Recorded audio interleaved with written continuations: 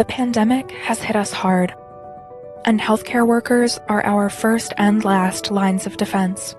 So while they're looking out for us, who's looking out for them? There has never been a more critical time to address the mental health of our healthcare community. This is Lift the Mask, Voices of Heroes in the Silent Pandemic. Join the Quell Foundation and Hartford Health's Dr. John Santopietro as we provide a podcast for healthcare workers discussing their psychological traumas associated with continual exposure to the COVID-19 pandemic. Hello, my name is John Santopietro. I'm a psychiatrist and I am the physician-in-chief at the Behavioral Health Network of Hartford Healthcare, headquartered in Hartford, Connecticut. During the pandemic, I have been part of a team providing support to healthcare workers on the front lines, and I have a particular interest in making sure that their stories get told. The Quell Foundation has put together this podcast in order to lift up the voices of those on the front lines as a way of reaching those who are still out there in the hope that they will be inspired to reach out for the help and support that is there for them. While there's been a lot of reporting about the pandemic in the news and even about the front lines of healthcare, what's unique about this podcast is that you get to hear the stories from the people that lived it and actually are still living it. I would also encourage other leaders to listen into this podcast because there are many lessons and clues about what makes good leadership in a pandemic and a crisis. It is my pleasure to welcome you to Lift the Mask, Voices of Heroes in the Silent Pandemic. So very excited and honored really to be here, to be able to spend some time with you, Lynee, as part of the podcast and hear your story and your voice in terms of your experience in this pandemic. And I understand that you were in the role of a scribe in a health system in the Southeast when it started. And I think people would be interested to hear what actually is a scribe. So a medical scribe is someone that goes in with the provider. It could be a doctor or a PA, and they just document everything that's happening from the story of what you're complaining about, the physical exam findings, and then after we leave the room, we go through the chart and create a differential diagnosis for the patient. I was at one location until October, and then I recently transferred to another location 2 months ago. So that's really interesting. I think you're the first person in a scribe role that we've talked with, and it's actually kind of a new role in healthcare. A lot of people don't know about it.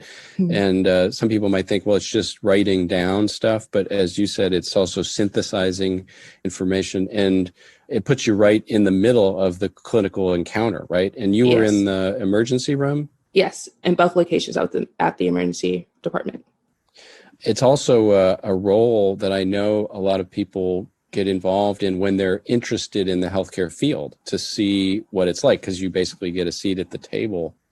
Do you have other interests as well in healthcare? Yes, so I am taking on this profession in preparation for PA school. So for PA school, we need a certain amount of direct patient care hours. So, and this fell under one of the many roles that goes to direct patient hours. So I took this on and really love it so far. It's a great learning experience. That's fantastic. And PA, so physician's assistant school, and you probably there's a fair amount of schooling and studying that goes into that. And I think also you mentioned that, are you studying to be an EMT as well? Yes, I am getting in the routine of that. And then by end of January, I think we will start classes. Everything's been a little pushed back with like fingerprints and physicals and everything just because of the pandemic. So it takes a little bit longer for all the paperwork and everything to go through. I mean, it's interesting to hear you talk about it, not only because a lot of people may not know about it, but also I think a lot of people think about healthcare as, well, I'm just going to be a social worker, or I'm going to be a nurse, and it really isn't that sort of solitary, or a discrete way of getting in. A lot of times people are like, well, I'm interested in healthcare. I'm going to try this. I'm going to try that. It actually, I think, makes for a well-rounded healthcare person to have done that. So thanks. That's very interesting. So you were at this hospital, you were a scribe in the emergency room, and I think you had started in February or something. Yes, I started probably around middle of February, and I was there until October. So when you first start, you have about 2 weeks of training with another scribe that is there, just so you can get the feel and of the speed and the routine and also the hospital. For 2 weeks, I was with another scribe. He and she was training me. And then probably around the beginning of March is when I started to be by myself. Wow. So I don't think you could have timed it any closer to the COVID virus. So what was that like? I mean, it wasn't like you've been doing this for 2 years and that you literally started. What was that like? It was hectic, first and foremost. It started off with a bunch of people coming in with flu-like symptoms. So a lot of my charts started to look the same, which was it was frustrating because I wasn't seeing as much as I wanted to in the beginning. And then I will say once it was a confirmed pandemic, they started to send anyone with any type of flu-like symptom, or I think COVID was confirmed by then. They created a tent, and anyone who had any type of symptom that related to that, they sent them immediately to the tent to just get testing. But because of short staffing, the tent got canceled pretty soon because there was no one to really do all the swabs for everyone that was coming in. And a lot of people were coming in because they were anxious. They just wanted to know to help themselves. They thought they were around exposure, or they were around exposure. So there's a lot of people coming in. So, you paint this picture of in the beginning, you start hearing about stuff, maybe even on the news, but you're not sure what it is. And then there's some realization that, this virus is going to hit here, and they put up a tent, which actually gives the impression of like kind of literally being on the front lines, right, of a battle. And obviously that was in some ways to try to keep people safe. But then you said the tent didn't last and you had to come back. What was your experience of that? So it died down once the tent started, and there sometimes would not be patients. I believe most of my shifts at the first location was 8 hours, and sometimes I wouldn't see someone for at least 5.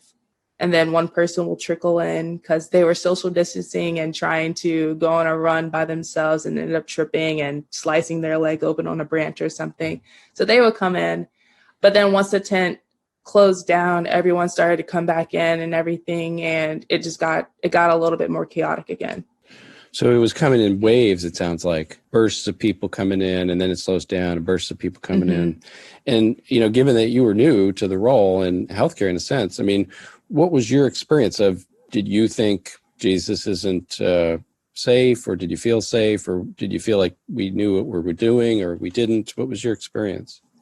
I don't think I ever felt that we knew what we were doing. I think that we had, at least the location I was at, we had a small grip on the situation, but I thought that was only one location out of the entire, at least just the US, even though the whole world was being affected. That's just one location out of the one state that I was in. And in one state that I was in, there were how many locations that didn't have a grip on it and everything.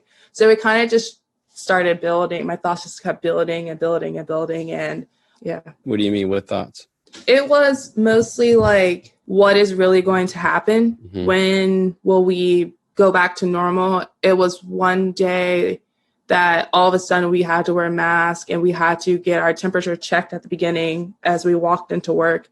And if we didn't have an ID or anything, we couldn't go to work. I actually left my ID at home one time and they wouldn't let me in, but I was like, I promise I work here. And I had to go grab the PA to confirm that I worked here. But normally before all that, it was, even the people that do know that you work there, they wouldn't let you in. So it was kind of like, everyone was just freaking out. So it was kind of like a domino effect. Everyone was freaking out. So then I started freaking out. Then that made other people freak out about the whole situation. So that also paints a picture of, just, I guess we could call it anxiety on the rise. And when you say that you felt like you guys had a small grip on it, I mean, what was it like interacting with the leadership and the senior clinicians? Was that helpful? Was it not helpful? Because you have a really important perspective as someone new. What was your impression of what works and what doesn't? What was your experience of leadership? There were a lot of people I was able to talk to about if I had questions, but there were some people that I didn't feel that I could talk to if I had questions, just because they were just closed off a little bit more. And then also it was crazy because a lot of medical people will say that COVID doesn't really exist. Yeah, I remember when we talked about that, that struck a chord for me. I don't know if there were regional differences around that being, I'm located in Connecticut. I was interested because obviously across the country, there've been differing responses to the virus. And so what was that like? Tell us more about what you mean about that, kind of confusing message from medical personnel. Like I said, some people will say that COVID doesn't exist. Then you're like, well, the whole world is being affected by this thing called COVID, so it has to exist. Whether it's not what the news is picturing it as or the government is picturing it as, like there's something out there that's existing that is causing all this, causing the downfall of the world. So that was very frustrating to hear. You mean people in the medical system? Yes, in the medical system. In all different disciplines, even including doctors? Nurses, doctors. Not really sure if I can pinpoint PAs that would say it, but I've heard doctors say it. I've heard nurses say it for sure. What was that like for you? Again, as somebody kind of new to healthcare, this is something I'm interested in. I'm trying this, I'm trying that. I'm open-minded. What was your reaction to hearing doctors or other, medical professionals with mixed messages about it? It was frustrating, mostly because I looked up to them and I want to be their colleague one day. And it just, as a PA, like something I focus on is having that teamwork because PAs have to work under a doctor. And so to hear that, it made me think that what if I was the PA like under that doctor that day and I had a conflicting issue? Would we be able to discuss it? Was he or she being 100% serious? So I really thought about the teamwork aspect with that. I mean, that's a great way to think about it. I actually would have a similar thought about, as you're thinking about the medical profession, the function of a team. One way to measure the function of a team is can people on the front lines or in lower ranks, so to speak, speak up and speak truth and openly to the people that lead them and how to create that kind of a culture. You said frustrated. I mean, when you heard the mixed messages, and I was wondering, because as I was listening to you, I was thinking if I were you, I would wonder about safety, I guess. I mean, if healthcare providers are not entirely sure the virus is something to be believed, did it affect your feeling worried about, is this place safe? Are we doing all the masking that we need to, that sort of thing? I definitely thought about safety throughout this time, especially because at times masks were not always accessible. Even in the beginning, they weren't accessible we didn't have to wear them at one point when the pandemic first started and it was confirmed, but we weren't really taking it as serious as we needed to, including myself. I went to the grocery store and we didn't need to wear masks and everything. And so that part, and then also not having the supply. So sometimes patients will come in with their mask, but for some reason they accidentally break off or rip, but we can't find mask in the hospital to replace it. Or sometimes when we would come in, they only had kids masks. And if you saw me, I don't have a kid's face, so it wouldn't fit. So supply, and also, like you said, are people taking it seriously? And you going back to when you said your thoughts were building, was there a point where you actually crossed the line? You're like, oh, I'm worried now. So I think it started maybe in May, and then we went to either in April or in May, I can't remember for exact time dates or anything, but we ended up going basically virtual. And I guess this is when cases were really, really rising and we weren't supposed to go into the patient rooms. However, we still had to go into the hospital and we were still literally just down the hall from patients' rooms. So my whole frustration was, if I still have to go into the hospital, I'm still being exposed. So one, if I'm already here, I might as well just go to the patient's room because I'm down the hall from them. I passed them in the hallway as I was going to the destination that we were supposed to go to. And it was basically in the observation unit. So there were people in there that had to be there overnight and everything. Some people don't have their doors closed. And so, yeah, that was one of the most frustrating things. I think you're really doing a great job explaining, you use the word frustration, I've used but it a lot. it's confusion. It's, I guess we could call it mixed signals, mixed messages. Like, I get it's safer for me to be virtual, but then why do I have to come into a hospital where there's a lot of people? And you're not alone in that. I know across the country, people trying to figure this out. Well, this seems like a good idea, but this, I don't understand this other part of it. It just wasn't fully blending. It was like halfway there in my mind.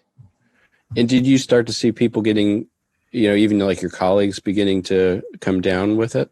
There were nurses that I saw have it. There were a couple of PAs that had it, some doctors. As far as the scribes, I don't think anyone got it, but their people were exposed to it that had to go get tested, and they couldn't return to work until their test became not negative.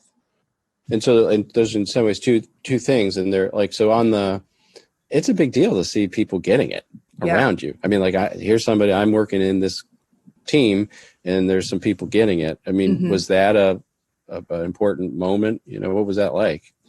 Once again, frustrating. Yeah. I have to find another synonym.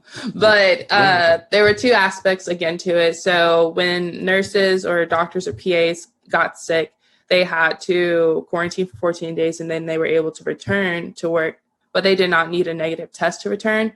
So I'm working with all three of those professions, and I'm being around them. So in my mind, I'm thinking, are they not able to pass it on to me? Am I having exposure right now?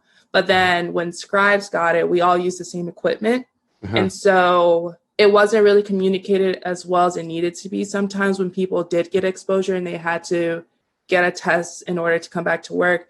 And so you're not being as careful as you can be with the equipment that we're all using, not wiping it down extra and everything. So hearing that in one particular moment for me, hearing that a couple of scribes, I think it was 3 scribes, when they were exposed and they had to leave work, it was like, why didn't no one tell us? Why didn't no one make this like a mass thing so we can all be prepared for this and protect ourselves? Were people thinking, does this have something to do with we're low on the totem pole or something? I honestly think it was embarrassment, that they were embarrassed to be exposed to it. And if they became positive, it was going to create a more embarrassment thing for them. So they didn't really want to put it out to everyone so they could protect themselves as well as they can.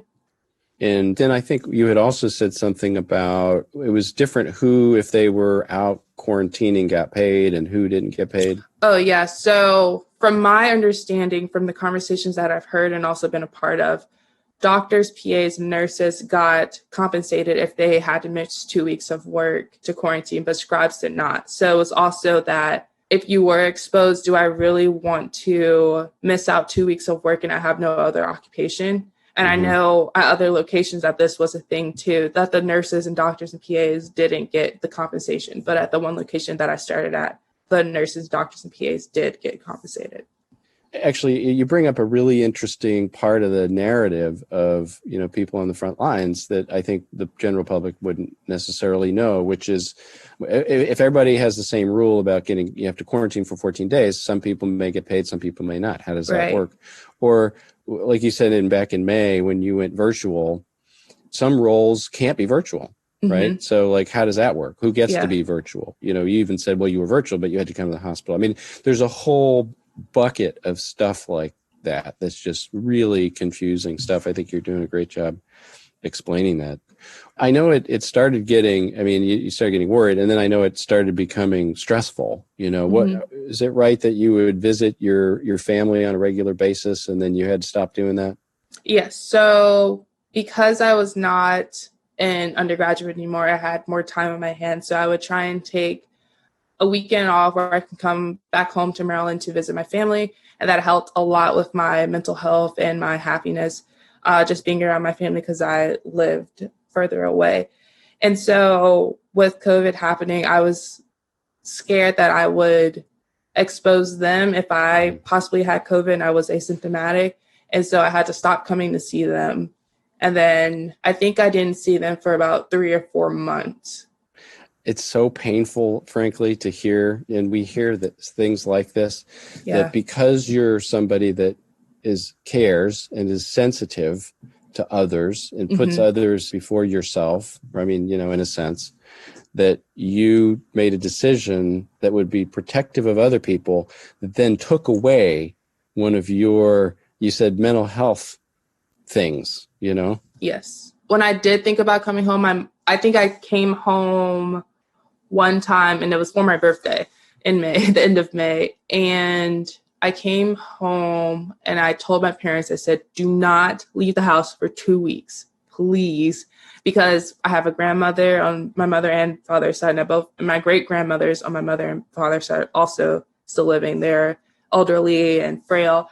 And I was just like, please don't go around them. My grandmother's a breast cancer survivor, and my other two great grandmothers, they're just older. So they were all high risk, and I just didn't want them to get exposed, and then it all falls down on me. So again, you're concerned about them and about others. And how are they doing? How did they do, by the way? They're all doing good. Sadly, I lost my great grandmother in October on my mother's side, but it was just due to old age and not COVID. But she lived a great, great life. And so here you are, and I think you're living alone, right? Just me and my dog. No, that's important. What's your dog's name, by the way? Gizmo. Gizmo. And so living alone, you can't do that thing that really settles your mental health. And so then what happens next in terms of your own mental health? I really didn't know. I was getting up. I was going to work. I was coming back home to my 1-bedroom apartment, my 600 square foot box, and just being in the bed. And the only time I would get up is when I ordered food. I didn't really have much motivation just because of all the stress and overwhelmment was going on, and anxiety and depression it was kind of just all sinking in. So your energy's going down, your motivation's going down, your get up and go is going down. And then did you reach a kind of a point? Yes. So it was the weekend before, or the week of Father's Day, I reached my breaking point in the sense I was supposed to go home for Father's Day, but I had no motivation to drive home. I think I took off, and a couple months ago, I took this time off so I can be home for my father. Father's Day was on Sunday, and I believe I went to the hospital on Tuesday. I was supposed to leave Thursday. So back to your father for a second. So that's a big deal. So, you had not been back home for a while. You were going to be able to go back home, and you literally, what did it feel like? You literally felt like, I just don't have the energy. Driving is one of the things I love to do, especially for long road trips. I just play my music, play podcasts, play whatever I want. I just sing my heart out and just drive. And for me to tell my parents that I don't have the motivation to drive, that really hurt me. That's a light bulb. Yeah. And I knew that I needed to get help, and I was supposed to go in on Wednesday, but I knew that I couldn't go in. I was at my empty cup, if you'll say. But so I went to the hospital on Tuesday, and I called out of work on Wednesday. My parents came down Tuesday night. They weren't allowed to see me, though, because of COVID. And I think Wednesday, one person was allowed, so my mom came up, and we FaceTimed my dad. You went into the emergency room seeking help for your mental health. Yes. And what was that experience like? It was scary. I've never done that before. And only reason I knew to do that is because of my scribe position, because I've seen other people do it. And honestly, if I wasn't a scribe and I was somehow going through this or something, and I didn't know, you could go to the emergency room to get that help, I don't know what would have happened. Okay, time out. Because that, so you've said two really important things in the last couple minutes that I just want to underline, for people that are listening, because one of the reasons we're doing the podcast is because you've had an experience where you did notice what was going on with you, and you did reach out for help. And for every person that does that, I don't know how many people don't do it, right? Yeah. So the first thing is this light bulb moment, I call it, because people are like, how do I know, that I need to reach out? And you said so well. I mean, I was going to go home, which I love to do. I was going to drive, which I love to do. And I literally didn't have the energy. That's like a light bulb, right? So then you took that light bulb, and then you get in. And interesting that you kind of said, like, if I hadn't been a scribe, if I didn't really know the drill, if I didn't know that other people did this and it's okay, I maybe wouldn't have done it. That's really interesting. I'm glad you did go in. Was it helpful? It was helpful for the time being. So I went to the same system, but a different department. I didn't want anyone to really recognize me. That was important. Yeah. If I went to the hospital that I did work at, but I did end up getting a psych eval the next day, and they set me up with a psychiatrist outside of the hospital. It was good. I really connected with the psychiatrist. However, he set me up with a therapist that I did not really connect with. Can we spend a couple minutes on that? Like, as another thing people are interested is, like, what makes a difference? So what was it about the psychiatrist that you connected with? Honestly, now that I'm thinking about it, I think it was age. So also the psychiatrist was a PA. So I felt connected to him because I was like, wow, I want to be you one day. So to see you doing this and helping me, it made me feel warm inside. Cool. And he was younger. So I really felt connected with him, and he was energetic. He wasn't monotoned, and so why are you want to be here today? Yeah. So how do you feel about that? I felt great. I think that finding a connection with your psychiatrist and your therapist is a huge part. And honestly, why I didn't have a therapist before the pandemic is because the previous therapist I had, I didn't have a connection with. Oh, interesting. Yeah. And what was it about this one that you were referred to that you didn't connect? So the one that I did end up seeing, I met with her, I believe, 3 times. And the first time I told her what had happened, that I work in the hospital. My battery has been very, very low. I'm trying to get motivated. However, I'm also, even though my battery was empty, a lot of my friends did not know it was empty. So I was still trying to help them with their problems, even though I wasn't taking care of myself. So I was trying to emphasize my sessions on how to create healthy boundaries for myself. But she kind of wanted to redirect the sessions and talk about other things. And I just wanted to talk about the boundaries for right now, especially because I was just getting to know her and I wanted to try and create that relationship with her. But she wasn't really navigating the way I wanted to. Yeah. She was older, so I didn't really feel the connection I did with the younger psychiatrist. That's so interesting, Lynee, because I literally was just working with a patient here, and we did the same thing. You know, this person wanted to work on X, and we said, well, that's really interesting, but let's work on Y. And actually, this person went along with it for a while, and then we ended up, you know, finally listening to them. Yeah. and had a different therapist who was more interested in the X, right? And I thought, oh, why did we do that? You know, and it's like, you know, we get into these ruts in our field. So it's good to get feedback. You know, one of the things that I will sometimes say to folks, because I'm a psychiatrist, when I'm thinking about referring, what kind of person do you think you would like? Because people are different. You like somebody that talks a lot or doesn't talk, you know, because it can go either way. Older, younger, you know, man, woman, you know, and actually people do often have some thoughts about that. So, you know, knowing that ahead of time, whoever's referring you, you can give a head start. But then I think you did a lot of work on yourself, though. I think you were saying, what was it that you did? I don't know if it was after I started seeing the therapist or during the time. However, it was definitely after I went to the hospitals that I put out like a poll on social media, and I just asked, like, what do you do when your mental health is bad, basically? Wow, that's interesting. And a lot of people respond. I expected like 2 people to respond and be like, oh, like I do this, but it was probably around like 30 people that responded. And it made me feel that, 1, I'm not alone. And 2, like, there are many, many things that I could try. And when I talk to other people about mental health, it's kind of like a trial and error. Like, everything's not going to work for everyone. So I just went through the list and found what worked for me and what didn't work for me. I picked up a couple new hobbies. I paint a lot during these times. On a daily basis, like, I love to look at paintings and, like, I say I want to paint, but I can Wow. only paint when I need to like declutter from the world. Yeah. That's the only time I can paint.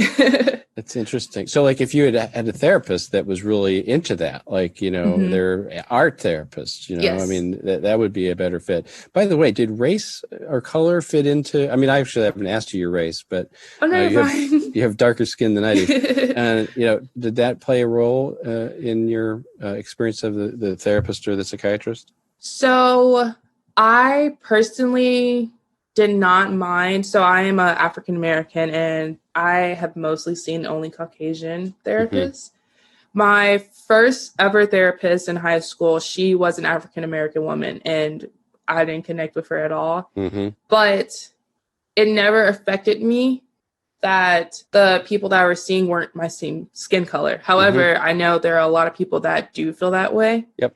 And maybe if I was talking about things like the social equality and like the George Floyd things, I think that would have played a bigger part into it. But just the fact that I was talking about myself and trying to get my well-being up, I didn't think that it mattered that much to me. It's a great answer. And again, any one of these things, people might have a strong opinion about it, or they might not. One of the challenges, for folks that are looking for clinicians of color is that we don't have nearly enough clinicians of color in the workforce, especially psychiatrists. Only 2% of psychiatrists are African American, and psychologists a little bit better than that. But it's really something that we need to work on. Absolutely need to work on. Did you say something about you also journaled?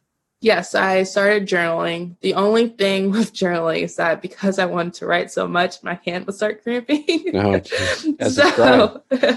Yeah, as a scribe. So I just type a lot. So what I would do is in my phone, I just go on my notes, and because of my age, I text a lot. So I just text, or I don't text, but I write myself a note and my notepad on my phone. I just text whatever I'm thinking. And then sometimes I keep them, sometimes I delete them. That's a great idea. Very, a number of your solutions, you kind of created them, and I hadn't heard of them before. So how are you doing now? Where are you? How's your mental health? I'm doing very well right now. I moved home due to my great-grandmother's passing, and then I just wanted to move to a different location from the hospital that I was working with. So I transferred to another hospital close to home, and living in my parents' basement, I asked them, that was the one thing that I tried to negotiate them with. I have my childhood bedroom upstairs, but I still wanted a sense of like a safe haven for me. So I asked, could I move to the basement? There's an extra room down there. So I just wanted my own space where I can go away from everyone and just be in my own space, and I not have my sister across the hall, like, and hearing her conversations and everything. That's great. I mean, again, that's like, you used the word boundary before, but that's like being good at boundaries, like I'm also being good at reaching out and asking for help, but putting a boundary, like I'd like to do it this way. And are you still interested in, medicine, I was going to say, because, some might hear all the stuff we just talked about and say, well, I mean, are you giving up on the medical field because of some of these experiences, or where are you relative to your interest in the field? I have not given up. I'm applying next cycle for PA school, but there was a time where I was really contemplating, and I was saying to myself, do I really want to do this? Do I really want to sacrifice seeing my family again, not seeing my family? Do I really want to sacrifice not seeing my friends if this were to happen? Or even if we never got back to normal? That was kind of how my mind was thinking. Do I want to really sacrifice the little things that mean a lot to me? I'm first of all, I urge you to do whatever you want to do, but I'm really glad that you're still excited about, the field, and because I think you're going to be great. And in the podcast, we've talked with people at different stages of their career, and we've heard stories of people at different stages of their career that because of the stress of the ongoing stress, now, I don't know, 9 months, that people that have been around for a while. Some of them have left. Some people in their mid-career have left. The people that we've ended up talking with have been energized about staying in the field mostly, for the most part. What I think you shine a light on is people. So you're part of the workforce that's going to keep people like me healthy. You're coming in now. So what is it like for people coming in, who we need really amazing people like you to be part of the system. And how many people might we be losing because they're like, wow, I didn't know it was going to be like this. So I think A, thank you for kind of shining a light on that, and B, I am really glad that you're pursuing the PA. But I would just like to really take a minute to thank you, Lynee, for coming, sharing your story, your strong voice, your really articulate experience, so that people can hear it and learn from it. And I really do wish you well, and I'm thankful that you're pursuing your PA. So thank you very much. Thank you for having me. Lift the Mask: Voices of Heroes in a Silent Pandemic, with Dr. John Santopietro, executive produced by Kevin M. Lynch, the Quell Foundation, and Mod Worldwide. Managing producer Sarah Marshall. Theme song by Musical Smile. This show is engineered and edited by Steve Campagna of Philadelphia Post. Assistant audio editor Vlad Radu. Film editor at Mod Worldwide. Voiceover artist Sinead Doyle. Research and development by Colleen Lowe, Nick Lee, Jessica Ripper, and Caitlin Spurlock. Special thanks to Renee Wilk and Brittany McCormick as associate producers. Please rate and review this show on Apple Podcasts, and you might hear your review on a future episode. Got a question? Email the Quell Foundation at liftthemask@thequellfoundation.org for sponsorship information or to find out how you can share your story as a guest on a future episode. If you haven't already, please subscribe on Apple Podcasts, Stitcher, Spotify, or wherever great podcasts are downloaded. Also, please remember to share this podcast with friends and family who would enjoy this content. This is not a podcast for personal disclosure of suicidal thoughts or behaviors, and is not a substitute for seeking help from a licensed mental health professional. If you are in crisis, please call 911 or go to your nearest emergency department for assistance. Call 1-800-273-TALK, that's 1-800-273-8255, or text HELP to 741-741 if you're thinking about suicide. The Quell Foundation is a registered 501c3 not-for-profit organization benefiting the over 62 million Americans living with a mental health illness. Tax ID 47-512-7883.